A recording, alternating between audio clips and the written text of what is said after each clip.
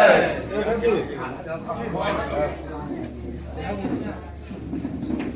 लोग भी डाल दीजिए।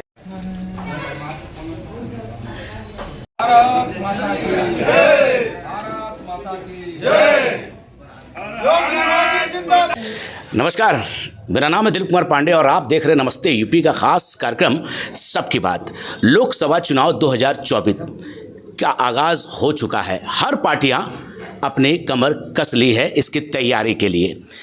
भाजपा सरकार 10 सालों से सत्ता में है, लगातार कोई ना कोई कार्यक्रम के तहत वो लोगों से जुड़ रही है। इस बार भी भाजपा सत्ता पाने के लिए नई योजनाओं के बारे में सोच रही है। मैनिफेस्टो तैयार करने के लिए संकल्प पत्र मतलब विकसित भारत की बात कर रही है। क्या है विकसित भारत, क्या है संकल्प पत्र, इस पे चर्चा करने के लिए और बात करने के लिए हमारे साथ हैं समाज कल्याण राज्य मंत्री संजीव गौड़ जी। स्वागत है आपका हमारे चैनल। सबसे पहले बहुत बहुत धन्यवाद। ये आज विकसित भारत मोदी की गारंटी संकल्प पत्र का विधानसभा ओबरा में आज यह कार्यक्रम हो रहा है। आज हमारे देश के यशस्वी प्रधानमंत्री नरेंद्र भाई मोदी जी को आज ये 10वां साल बीतने जा रहा है और तीसरा पंचवर्षीय आने वाला है। अभी कुछ महीनों बाद जो है कि लोकसभा का चुनाव 2024 का होने जा रहा है, जिसको लेकर के हमारी पार्टी भारतीय जनता पार्टी केंद्रीय नेतृत्व प्रदेश नेतृत्व ने एक संकल्प पत्र के माध्यम से वो जो है कि अभी संकल्प पत्र जैसे कि दूसरी पार्टी के लोग घोषणा करते हैं, लेकिन हमारी पार्टी संकल्प लेता है किसी काम करने के लिए। तो 10 साल पहले तो ये नहीं था, अभी ये स्टार्ट किया गया। पहले मैनिफेस्टो आ जाता था, इस बार संकल्प, हर बार संकल्प ही होता, संकल्प पत्र ही जारी होता है। हम भारतीय जनता पार्टी में संकल्प पत्र ही जारी होता है पहले। हाँ, क्योंकि ये संकल्प पत्र ऐसा है कि जो अभी देख रहे हैं कि अभी सुझाव पेटिका रखा हुआ है आपके सामने। जितने भी हमारे कि चाहे वह वकील हों, वह डॉक्टर हों, चाहे पत्रकार हों, चाहे कार्यकर्ता हों, चाहे वो किसी भी वर्ग से हों, सभी वर्गों से एक सुझाव मांगा गया है।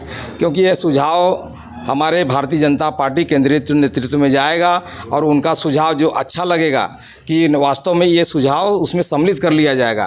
तो जो आने वाले चुनाव है उसमें संकल्प पत्रों में उनको जोड़ने का हमारी भारतीय जनता काम करेगी।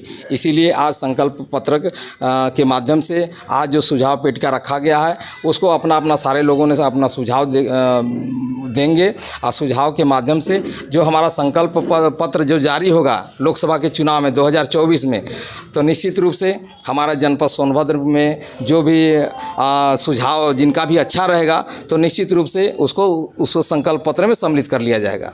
अच्छा, मैं सरकार के बारे में एक ही बस बात करूंगा, उसके बाद हम सोनभद्र की बात करेंगे। अभी जो है टिकट क्लियर हो गया है, 51 लोगों को टिकट मिला है, 2-4 लोग को छोड़ के बाकी पुराने लोगों को ही टिकट दे दिया गया है। अखिलेश यादव कहते हैं कि बीजेपी डर रही है, जो टिकट लड़ना नहीं चाहते उनको भी ज़बरदस्ती टिकट दे के ला रही है। ये राम का फैक्टर काम नहीं कर रहा है क्या? अभी आप लोगों ने देखा होगा अभी राज्यसभा के चुनाव में उनके कितने विधायक अपने आप टूट करके भारतीय जनता पार्टी के एक प्रत्याशी को वोट दिए।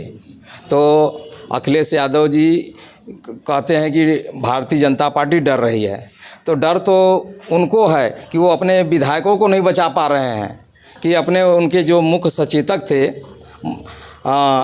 आदरणीय मनोज पांडे जी खुद जो है कि उन्होंने जो है कि अपने विधायकों को लेकर के 8 विधायकों को लेकर के भारतीय जनता पार्टी के प्रत्याशी के पक्ष में वोट डालने का काम किए। अच्छा, हम बात करेंगे कि अभी सोनभद्र की बात मैं करूं तो एक पुल है आपके बगल में, जहां आप रहते हैं उसके बगल में एक डाला का पुल है। हर बार वादा हो रहा है, कार्यदायी संस्था जो है वादा कर रही है, डीएम जाके सर्वे कर रहे हैं, लेकिन वो शुरू नहीं हो रहा है।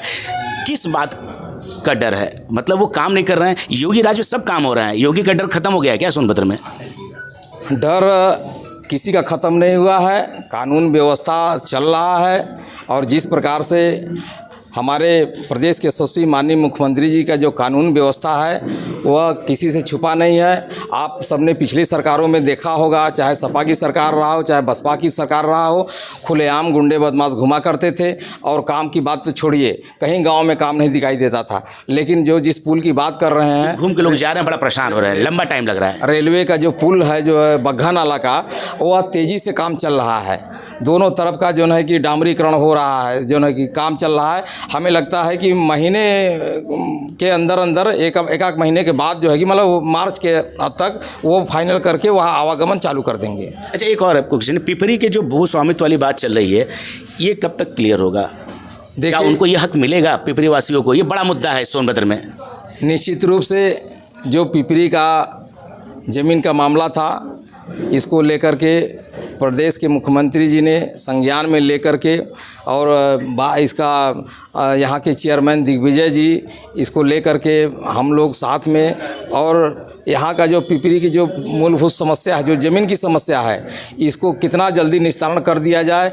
अभी कल ही मुख्य सचिव के यहाँ कल एक बैठक है, इसकी मॉनिटरिंग लगातार मुख्य सचिव के यहाँ से हो रहा है। और निश्चित रूप से अब ये जो है कि यहाँ सर्वे करा करके एक गाटा संख्या बनाया जाएगा, गाटा संख्या के बना करके उसको जो है कि धारा 4 अलग कर दिया जाएगा, धारा 20 अलग करके, और जो भी विस्तारीकरण क्षेत्र जो नगर पंचायत का क्षेत्र है उसको अलग करके यहाँ के लोगों को भूमि उपलब्ध कराने का हमारी सरकार काम करेगी। अच्छा, एक आखिरी, इस सोनभद्र के लिए आगे के बारे में आपने क्या सोचा? क्या महत्वपूर्ण योजनाएं इस सोनभद्र के लिए और क्या नया लेके आएंगे? देखिए, देश के आज़ादी के 70 साल बीतने के बावजूद भी जनपद सोनभद्र ने पूरे उत्तर प्रदेश में जंगल राज कायम था। लेकिन 2017 के बाद निरंतर लगातार विकास का काम हो रहा है। अभी देख रहे हैं रेणुका पुल बन करके तैयार हो गया ओबरा का। अभी जो है कि 3 पुल और हमारे प्रस्तावित है। बिजुल नदी पर 3 पुल और प्रस्तावित है हमारा, कन्हारा के पास में और चंचलिया के पास में, और एक जो है कि टापू के पास में। हमारा ये जो है कि 3 पुल का प्रस्ताव पास हो गया, ये भी बन करके तैयार हो जाएगा। सबसे पहले आवागमन का साधन जब हो जाएगा तो निश्चित रूप से अपने आप विकास हो जाएगा। ऐसे आवागमन, एक न्याय पाथर आज तक रास्ता नहीं बना, 70 साल से ज़्यादा हो गए, बताते हैं आज तक बना ही नहीं रोड।